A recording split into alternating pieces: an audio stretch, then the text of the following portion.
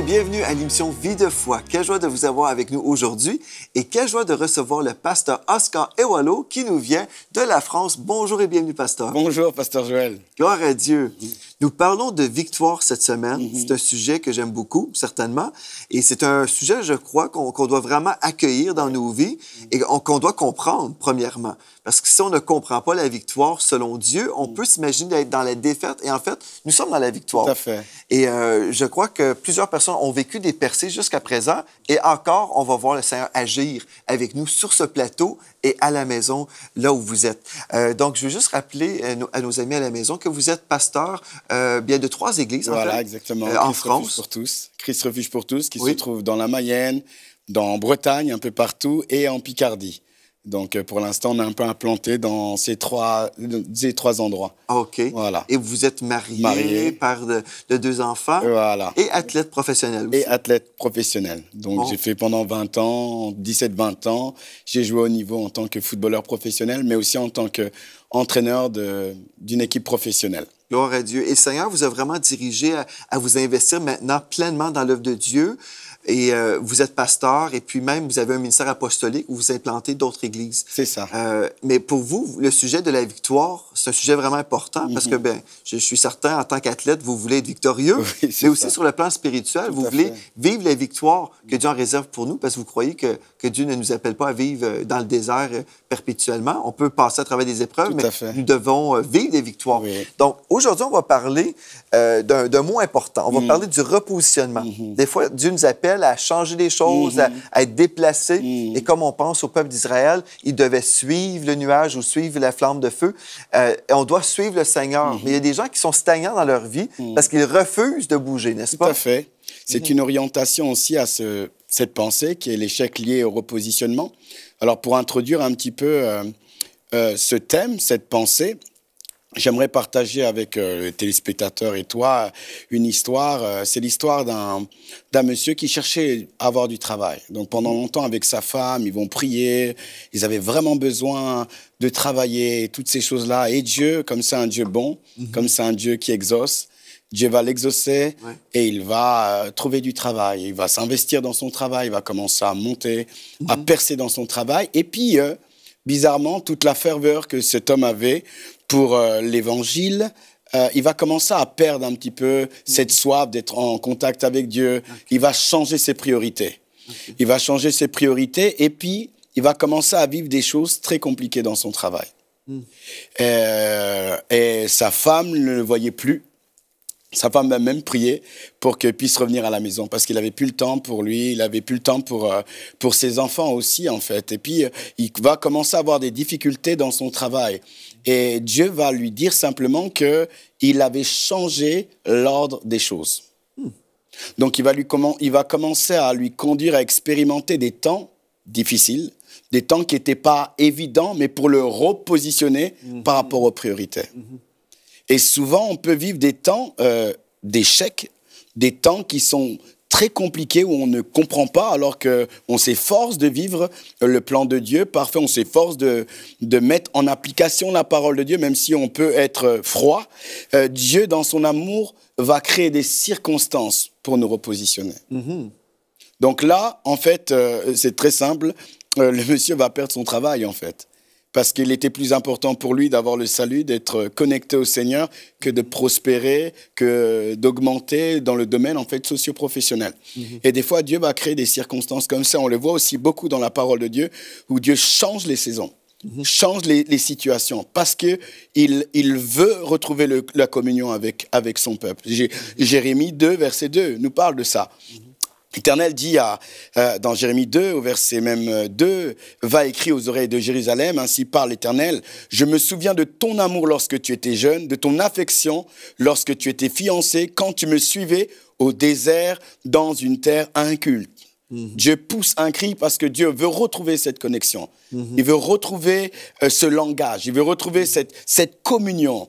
Et Dieu nous aime tellement que des fois, il crée des circonstances pour repositionner notre priorité. Donc, on vit des choses compliquées, on est là, mais là où on doit comprendre qu'en réalité, ces situations-là sont des situations permissives du Seigneur pour nous reconnecter avec lui, pour que nous puissions expérimenter la victoire. C'est ça. Je me souviens d'un homme de Dieu qui avait servi le Seigneur pendant des années. Et puis, après un certain moment, bon, il y avait eu une possibilité de travailler dans le monde des affaires. Et puis ça, c'est pas mal en soi. Mais au lieu de poursuivre avec le Seigneur dans sa relation avec Dieu, vraiment, il a fait comme... Il s'est repositionné lui-même vers le monde des affaires, délaissant l'œuvre de Dieu, délaissant l'appel de Dieu. Et puis, tout ce qu'il faisait ne fonctionnait pas. Et puis, je me souviens, à l'époque, je racontais à mes parents, j'ai dit, mais sa business ne fonctionnera pas. C'est impossible parce que Dieu ne bénira pas, parce qu'il est en train de délaisser son appel. Et puis, c'est ça. Je crois que Dieu empêche des fois la pleine manifestation de la bénédiction à cause, justement, on est en train de délaisser le Seigneur. Mais si on cherche premièrement le royaume de Dieu et sa justice, Dieu va faire fleurir nos affaires, certainement. Donc, je crois dans certaines situations, admettons, cet homme de Dieu avait un appel aussi, il devait faire telle ou telle chose. Bien, s'il conservait ses priorités à la bonne place, peut-être sa business aurait été bénie parce qu'il gardait ses yeux sur le Seigneur. Mais je pense que c'est ça, on doit faire attention. Des fois, Dieu veut nous repositionner. Il y a d'autres moments aussi où on est comme habitué dans une routine. On ne vit pas pleinement la faveur de Dieu, où on n'expérimente pas le maximum de Dieu hein, ou le meilleur. Et puis, on est juste satisfait on est contenté de vivre des choses médiocres. Et pourtant, Dieu a d'autres choses en réserve pour nous. Dieu veut nous amener plus loin. Je suis d'accord. C'est vrai que, bon, pour une situation comme ça, il est important de nous poser notre question sur là où est notre focus, là où est notre regard.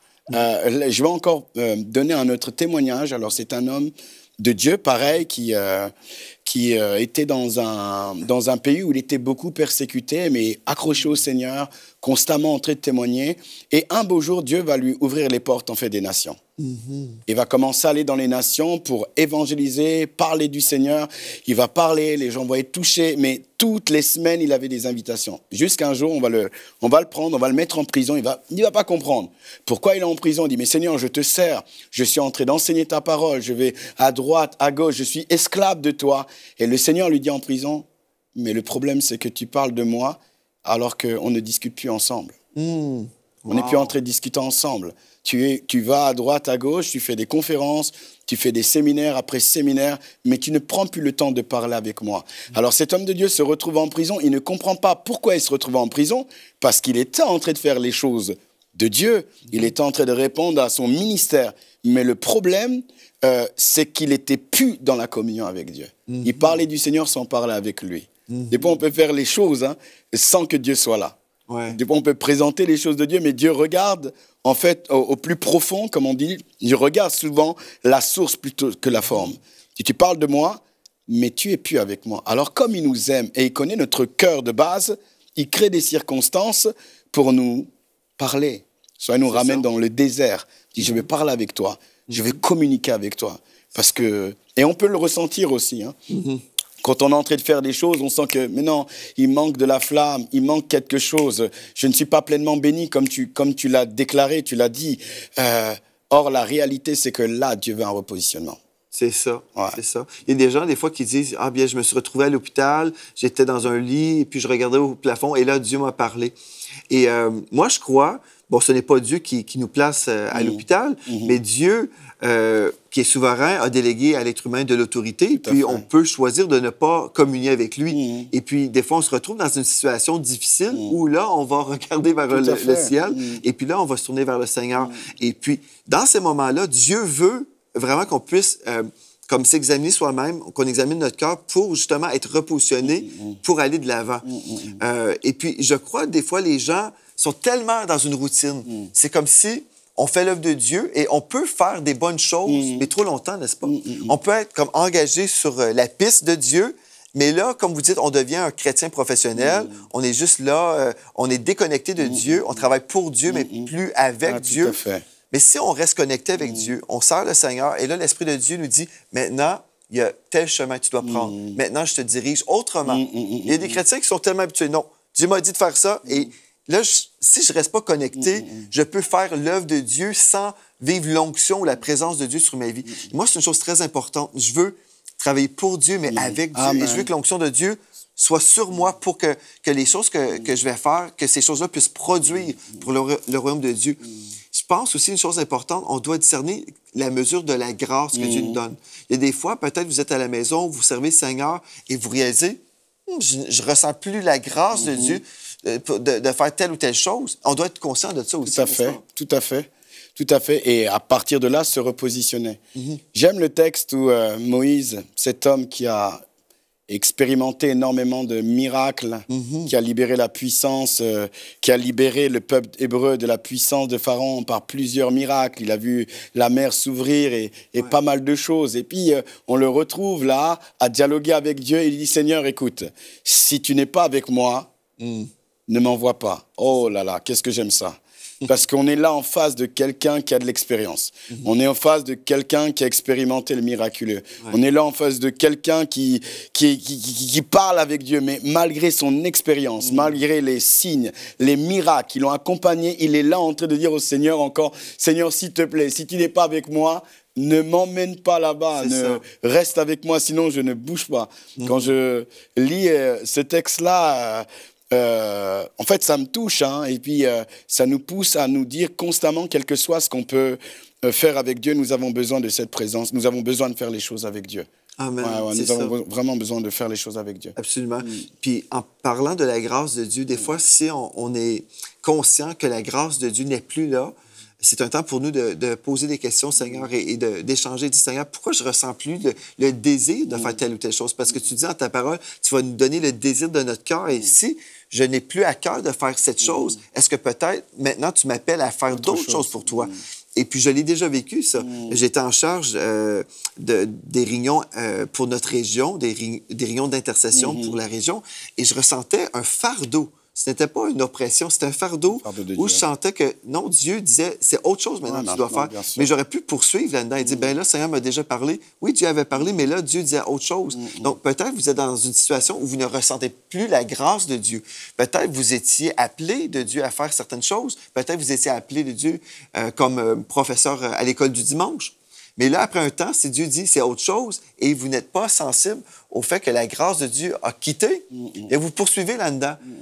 J'ai déjà entendu l'expression, bon, quand ton cheval est mort, il faut savoir descendre. N'est-ce pas? Pendant un temps, on avançait avec Dieu, mais là, Dieu dit c'est fini, là. Cette saison est terminée. Je pense, c'est ça. Si on prie, on cherche la face de Dieu, on va discerner quand nous sommes dans une nouvelle saison, quand une saison se termine, n'est-ce pas? Mais pour y arriver, il faut être souple aussi. Il faut apprendre à lire les temps de transition. Parce qu'effectivement, lorsqu'on n'arrive pas à identifier les temps de transition, on peut se retrouver dans des temps de désert, des temps où nous expérimentons, bien sûr, des échecs. Quand on parle d'échecs, nous ne sommes pas dans la plénitude de ce que Dieu veut. C'est qu'on n'est pas KO, mais on n'est pas dans la plénitude. Il nous manque quelque chose. On ressent quelque chose. Et c'est vrai qu'il est important pour nous d'apprendre à lire les événements. Comprendre que là, comme tu l'as dit, Pasteur Joël, certainement, j'étais en train de faire l'école du dimanche, Dieu veut m'amener quelque part. Si je ressens cette sensation-là, un peu ce vide, alors que je prie, alors que je suis dans la lecture de la Bible et que je viens à l'église, je participe aux réunions, c'est qu'il y a quelque chose. Et je dois apprendre. Et pour bien lire ces événements, on a besoin de pouvoir être en communion avec Dieu, mais on a besoin aussi des fois d'écouter nos responsables spirituels, nos autorités, qui eux, des fois, ont du discernement et ont un temps d'avance. Ils ont une connaissance accélérée sur ce qu'on peut vivre et peuvent nous dire aussi, nous aiguiller, dire, bon, c'est vrai que je ne t'ai pas dit, mais je sens que tu dois t'orienter. Il ne faut pas qu'on puisse avoir peur de demander un entretien et de pouvoir discuter avec eux pour qu'ils puissent, bien sûr, nous encourager et nous orienter dans différents champs d'action, peut-être inconnus pour nous. Et il ne faut pas avoir peur aussi. C'est tellement bon ce que vous dites parce que souvent, les chrétiens ressentent des choses dans l'esprit, mais ils réagissent. Hein? Souvent, c'est comme ça, c'est comme « Ah, ben là, il me manque quelque chose, je dois agir. » Et puis là, les gens vont agir avec précipitation et puis ils ne consulteront pas leur autorité spirituelle, puis ils se retrouvent dans toutes sortes de problèmes. Et puis des fois, ils sont rebelles, ils vont parler avec leur pasteur, dans certains cas, et là, le pasteur ne voit pas que c'est le temps de vivre certaines choses. Et puis là, « Ah, bien là, je quitte cette église parce que Dieu me dit que je rentre dans une nouvelle saison. » Peut-être on doit discerner, OK, en ce moment, Dieu m'appelle à vivre des changements, mais Dieu aussi bon, Dieu est patient et puis Dieu va prendre son temps de bien nous révéler le prochain pas. Et il y a un texte dans la parole de Dieu, dans Proverbe 21, verset 5, nous lisons « Les projets de l'homme diligent ne mènent qu'à l'abondance, mais celui qui agit avec précipitation n'arrive qu'à la disette. » Que ce soit sur le plan financier ou spirituel, peu importe. Mais si on agit d'une façon précipitée, on ne prend pas le temps de consulter Dieu et d'avoir une conviction du Saint-Esprit, bien, on fait juste réagir. Et Dieu ne nous dirige pas par nos sentiments, mais par son esprit qui habite notre esprit. Hein. Donc, les enfants de Dieu sont dirigés par l'Esprit de Dieu. Tout à fait. Donc, je pense que c'est un très bon point que les brebis devraient consulter leur pasteur, leur autorité spirituelle pour échanger. Pas pour être contrôlés, mais pour avoir de l'aide spirituelle. Ouais. Le Seigneur dit très bien dans Actes, je crois que c'est Acte 20, qu'il nous a établis évêques de son troupeau, c'est-à-dire surveillants. Il y a certaines choses que Dieu a déposées dans les cœurs des autorités, des responsables pour les brebis. Oui. Et c'est pour ça que c'est important aussi aux âmes de pouvoir aller voir les autorités et puis de ne pas avoir peur de donner poser des questions. Alors, il est possible que les autorités n'identifient pas tout de suite. Et il ne faut pas se fâcher. Il faut continuer à prier. Si je suis sous l'autorité d'une personne dont je suis sûr de son cœur, de son authenticité, je dois croire que Dieu est capable d'utiliser des situations pour lui parler. Oui. Je n'ai pas besoin d'être agité, je n'ai pas besoin de faire les choses par précipitation. Si je suis en face d'une personne qui aime Dieu, qui est authentique, qui travaille dans l'excellence, je dois être capable de croire que Dieu peut lui parler. Donc, je me retire et je prie. Je dis, Seigneur, bon, voilà, j'ai parlé à mon pasteur, j'ai parlé à mes autorités. Même s'ils ne comprennent pas, donne des indications, confirme par eux. Et s'ils aiment le Seigneur, Dieu va parler, ou il va créer des circonstances pour entendre ces choses. C'est ça. Je me souviens, il n'y a pas si longtemps, une sœur de l'Église m'écrivait un courriel me disant je rentre dans une nouvelle saison dans ma vie. Puis c'est bien parce qu'elle discernait vraiment qu'il y avait un changement dans l'air. Et puis elle discernait ça. Et elle m'a contacté par courriel me disant je ressens ceci, j'aimerais ça qu'on se rencontre. Et j'ai dit attends un mois, s'il te plaît. Parce que je savais déjà que Dieu était pour changer les choses. Attends un mois, tu as bien discerné, tu as bien fait de m'en parler, mais je vais te partager certaines choses d'ici un mois. Et puis elle m'a répondu, elle dit je rends grâce au Seigneur d'être sous une autorité pastorale parce que je ressentais ces choses-là. Et puis je suis tellement heureuse de savoir qu'on est protégé aussi dans la famille de Dieu. Hein. Des fois, on discerne des choses, mais si on travaille comme des personnes indépendantes, on ne vit pas les mêmes bénédictions. Et les pasteurs sont là pour nous protéger. C'est ça le but. C'est pas de contrôler des vies, c'est de protéger les brebis pour qu'ils puissent aller dans de verts pâturages, n'est-ce pas, des verts pâturages spirituels. Donc, pour vous, si vous voulez entrer dans une nouvelle saison, vous voulez vous repositionner ou vous voulez que le Seigneur vous repositionne, moi, j'ai deux questions pour vous. Êtes-vous obéissant au Seigneur? C'est une bonne question, n'est-ce pas? Tout à fait. Sommes-nous obéissants? Parce qu'un texte dans la parole, dans Ésaïe 1, verset 19, nous lisons « Si vous avez de la bonne volonté, donc si nous sommes obéissants, nous allons avoir cette bonne volonté, et si vous êtes docile, vous mangerez les meilleures productions du pays. » Tout à fait. Et c'est ça que Dieu veut pour vous. Il veut que vous soyez bénis, mais on doit être obéissant quand Dieu nous parle. Dieu veut te repositionner. Alors, quel que soit ce que tu es en train de vivre, les situations que tu ne comprends pas, alors que tu marches dans l'intégrité, parce que ce qu'on est en train d'enseigner, l'étude qu'on est en train de faire, ce n'est pas un échec là qu'on est en train de parler qui découle de la désobéissance de Dieu. C'est un échec vraiment du péché. Là, on est en train de vraiment parler d'une situation qui n'est pas favorable, mais dont le désir profond de Dieu, c'est de nous connecter à la victoire, à ce que lui veut. Donc, tu peux être dans une situation où tu ne comprends pas. Je prie que Dieu ouvre les yeux de ton esprit, qui te donne de comprendre que tu es dans un temps où Dieu veut soit te retrouver, soit retrouver la connexion avec toi, où Dieu veut te donner de comprendre que tu es sur je cherche le terme, le moment de passer vraiment à autre chose. On va passer à autre chose. Et Dieu veut vraiment te repositionner, réajuster les choses, vraiment par rapport à ta vie. Puis des fois, c'est ça, quand on parle de l'obéissance, des fois on s'imagine, OK, le péché et puis la sainteté.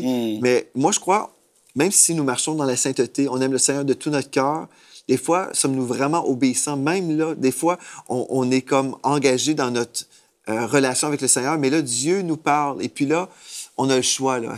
Est-ce que j'exerce ma foi pour plus? C'est pas une question de vivre dans le péché ou non. C'est une question, est-ce que je suis prêt à obéir maintenant et avoir cette bonne volonté d'oser croire encore? Des fois, il y a des gens qui ont peur de croire parce qu'ils se disent, ben j'ai déjà cru dans le passé, puis j'ai peur d'être déçu. Mais non, est-ce que vous êtes obéissant à ce niveau-là? Êtes-vous prêt à relâcher votre foi pour vivre plus avec Dieu?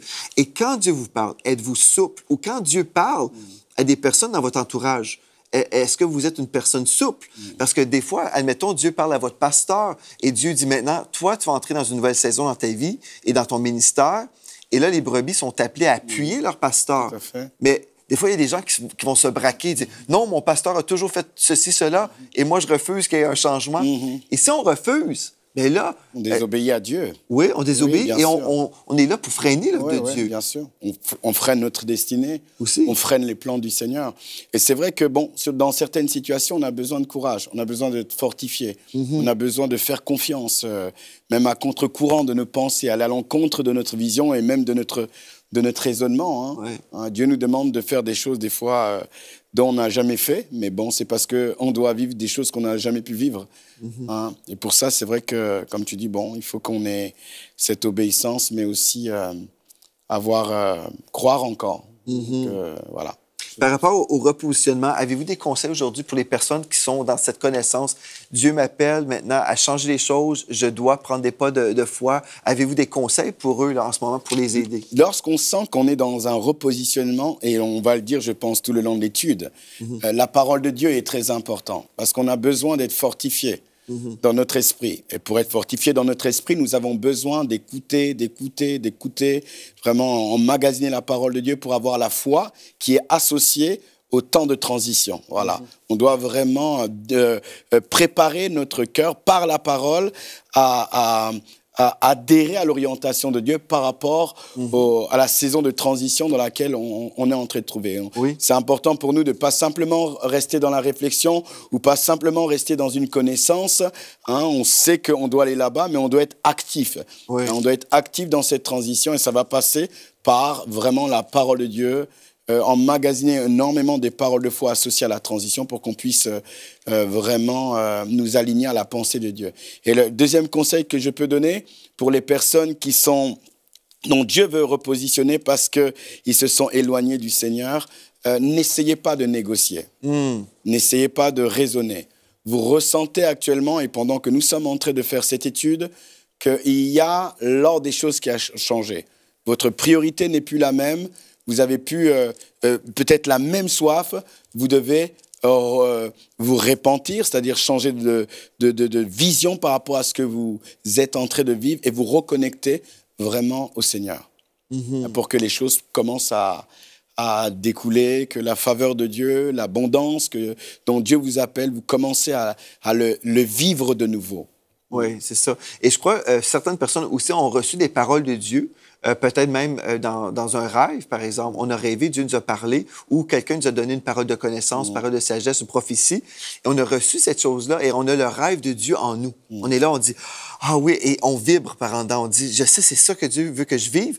Mais des fois, on se dit, mais comment arriver? Comment arriver à vivre ce repositionnement spirituel? Et une clé que j'ai vécue, c'est, comme vous dites, dans la parole, dans la prière, mais aussi dans le décret. Dans le décret de la parole de Dieu. On peut décréter les promesses de la parole, mais aussi les prophéties qu'on a reçues, comme l'apôtre Paul disait à son fils spirituel, à partir des prophéties que tu as reçues, livre le bon combat, livre le combat. Donc, comment faire? Comment livrer ce combat-là? Donc, admettons, j'ai reçu une prophétie. Dans mon cas, bon, c'était au niveau de la francophonie. Dieu m'appelait à m'investir dans le ministère francophone. Donc, j'ai prié, j'ai dit, Seigneur, tu as dit. Et puis, c'était pas simplement une prophétie, mais j'avais reçu plusieurs prophéties. Donc, dans la prière et dans le décret, je disais, Seigneur, tu as dit, ceci arriverait. Tu as dit que la France ne sera plus connue pour la Tour Eiffel, mais pour la visitation du Saint-Esprit. Seigneur, tu l'as dit. Et puis, comme je livrais le combat de la foi dans la prière et dans le décret, il y a des choses dans le monde spirituel qui changent. Là. Il y a vraiment l'onction de Dieu travaille. Et puis là, on n'a rien à faire sauf obéir. C'est ça, hein? Si j'obéis au Seigneur, je prie, je décrète la parole de Dieu, Dieu orchestre les événements. Et puis, je n'ai pas à manipuler des gens Tout à pour fait. avoir de la faveur, pour faire en sorte que des choses vont arriver. Mais c'est l'Esprit de Dieu qui orchestre les choses. sûr. Et là, on est des spectateurs de la bonté de Dieu. On dit, wow, regarde ce que tu as fait, Seigneur. Et c'est comme ça, on ne peut pas se glorifier parce qu'on a juste prié. Tout à fait. On a prié puis on a obéi, c'est tout. Et là, Dieu, il dit, mais regarde-moi agir pour toi. Et c'est ça que Dieu a fait dans ma vie. Puis je dis, Dieu, t'es tellement bon. J'aime tellement ça, servir le Seigneur, parce que je peux dire gloire à Dieu. Parce que tout ce que je vis aujourd'hui, c'est le Seigneur qui en est l'auteur. C'est Dieu qui l'a fait, puis c'est ça que Dieu veut faire. Dieu veut se glorifier dans nos vies. Mais il faut qu'on accepte d'être repositionné. Et c'est comme quand on va voir un chiro. Ici, on appelle ça des chiros, mais des gens qui vont nous corriger dans notre dos. On a des malaises.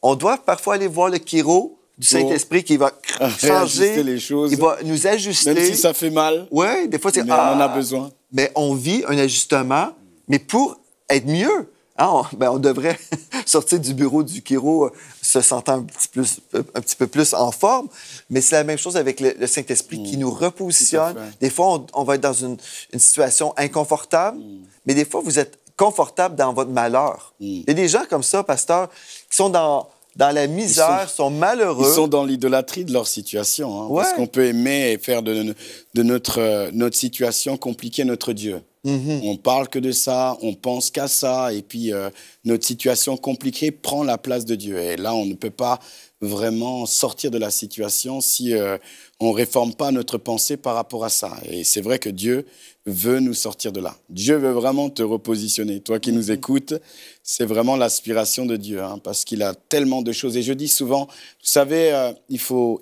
racheter le temps. On n'a plus le temps à perdre. C'est ça. On a trop donné du temps. Moi, j'ai accepté le Seigneur, je pense que j'avais 19, 20 ans, et je me suis dit, déjà, j'avais perdu du temps. Donc, au jour d'aujourd'hui, on n'a plus du temps à perdre. Si on aime le Seigneur, il faut se donner pleinement à lui. Si on discerne que dans ce domaine-là, je dois faire de Dieu ma priorité, il faut que je donne mon maximum. Si je sens que là, j'ai besoin de déclarer les choses, accompagner les prophéties par la déclaration, parce que la bouche est la clé pour transférer les choses invisibles, nos promesses, au naturel, il faut qu'on puisse le faire, mais surtout pas perdre notre temps. Il y a des choses que Dieu veut faire avec nous, et c'est maintenant, c'est pas après-demain, c'est pas dans 10 ans, mais Dieu veut faire maintenant. Donc, que Dieu nous aide à nous repositionner pour vivre la victoire qu'il nous a. Amen, gloire à Dieu. Comme vous dites, il y a des gens qui aiment parler de leurs épreuves, ils se voient comme des victimes, mais Dieu aujourd'hui nous appelle à devenir victorieux. Et on passe de cette position de victime à victorieux, mais c'est une question de foi. Et c'est une question d'un changement aussi. On doit se laisser transformer, repositionner par le Seigneur. Mais quand Dieu nous touche, quand Dieu change des choses, ce n'est pas pour nous détruire, c'est pour nous bâtir, pour aller à un autre niveau spirituel. Donc, gloire à Dieu. Merci, Pasteur Oscar, d'avoir été là. On va poursuivre demain dans cette étude sur la victoire et je vous donne rendez-vous. Visitez également le site web enseigne-moi.com pour découvrir les archives de l'émission Vie de foi. Merci à vous d'avoir été là et d'ici à demain, soyez richement bénis.